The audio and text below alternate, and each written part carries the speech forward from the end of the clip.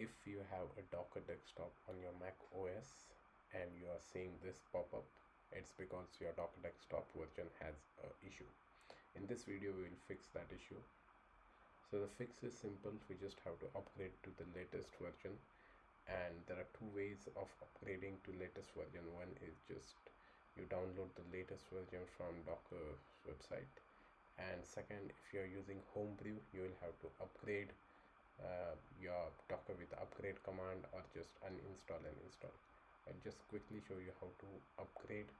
As you can see on your screen, I already have Docker version installed, and to the install a latest version you have to run a simple command brew reinstall -- cask and Docker. So if your system already has old version of Docker, you will get a latest version of Docker installed. In my case, because I have already the latest version of Docker installed, so it will not actually install any other version. It will just give an error that there's already a Docker present. But in case if you have a previous version, or if you are facing this bug, this issue of pop-up, then this should fix your issue.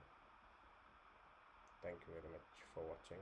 You can see, yeah, as expected, it's an error because my version is latest. I hope this fixes your issue. There are commands in the description section. Please go and use those commands. Thank you.